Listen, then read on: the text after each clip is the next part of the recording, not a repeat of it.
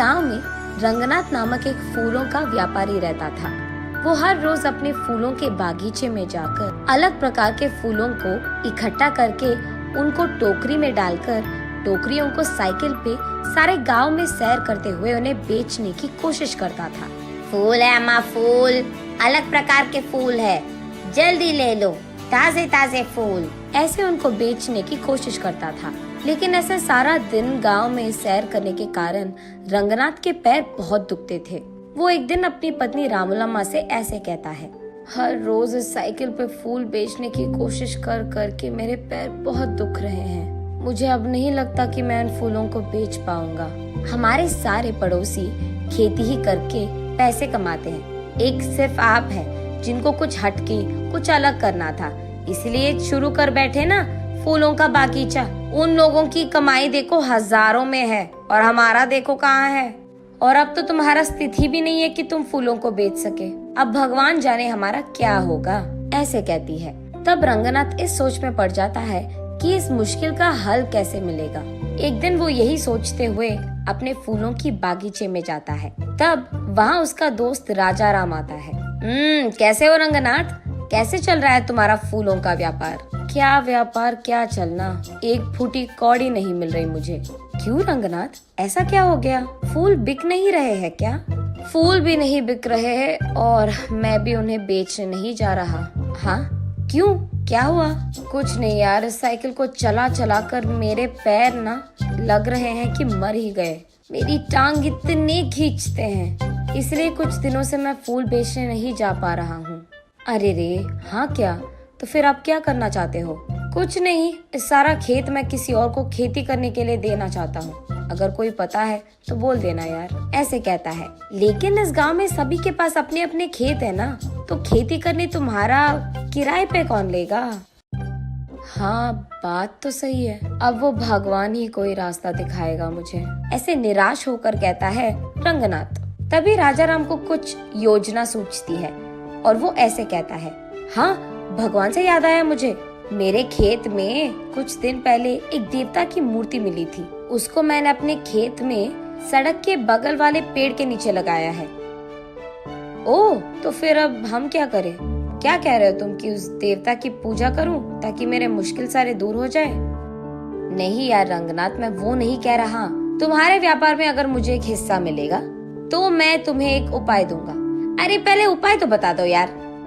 देख, अब तुम्हारे और मेरे खेत एक दूसरे के आमने सामने हैं और बीच में एक रोड भी है। अब उस रोड के बगल वाले पेड़ के नीचे ही तो मैंने उस देवता की मूर्ति को छिपाया है।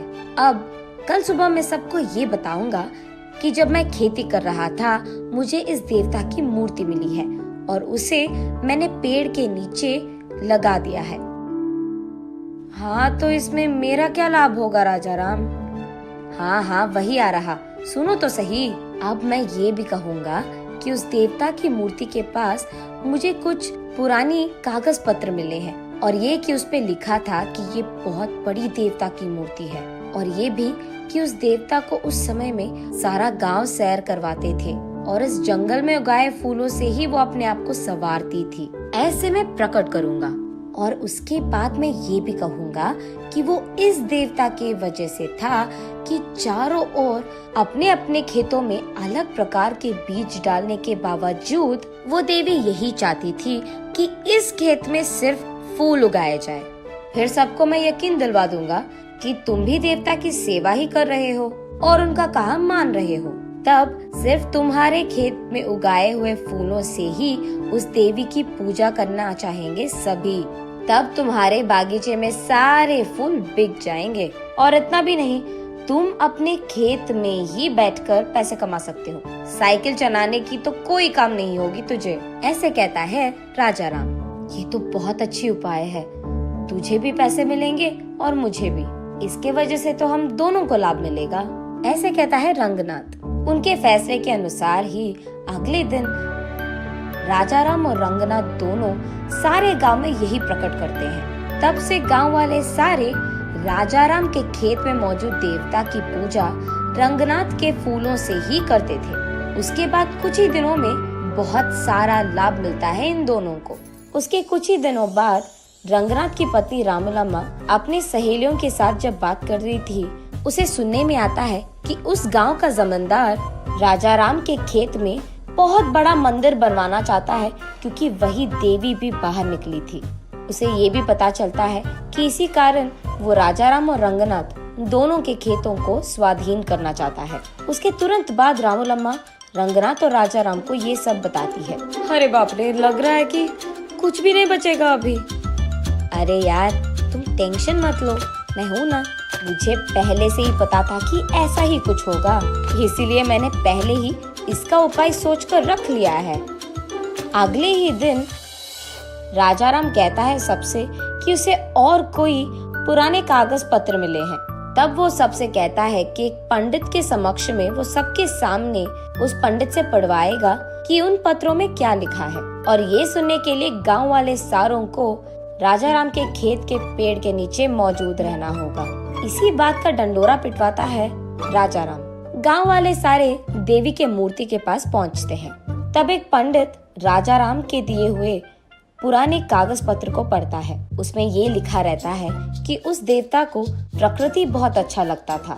धूप, बारिश और सर्दी से उनको बहुत प्यार था, और इसी जंगल के उस खेत में उगाए हुए फूलों से उनको संवारना भी बहुत अच्छा लगता था। और इतना ही नहीं, जब परिवार के समस्याएं या नई शादीशुदा जोड़ियां उनसे उनकी आशीर्वाद लेते हैं और उस जंगल के फूलों से देवी को पूजते हैं, तब देवी का आशीर्वाद उन्हें मिलता है।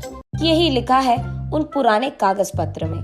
तब सब लोगों को समझ आता है कि देवी के मर्जी के बिना यहाँ मंदिर बनवाना शायद अच्छा नहीं है, इसीलिए मंदिर बनवाने के सोच को फिलहाल रोक लेते हैं, जमींदार के साथ साथ गांव वाले भी। ऐसे राजा राम के उपाय के कारण नई जोड़ियां और परिवार समस्याएं लेकर वहाँ बहुत लोग आते थे और उस देवी की मूर्ति को रंगनाथ के फूलों से पूजते थे। रंगनाथ वही एक फूलों का दुकान खोलता है। अलग प्रकार के फूल और अलग प्रकार के फूलों की मालाएं वहाँ मिलती थी, और उसके वचन के अनुसार ही जितने पैसे वो कमाता था उसमें से एक हिस्सा हमेशा राजा राम को देता था। ऐसे वो दोनों दोस्त एक अच्छे उपाय से उनके सारे मुश्किलें दूर कर देते हैं और खुशी से जीते हैं।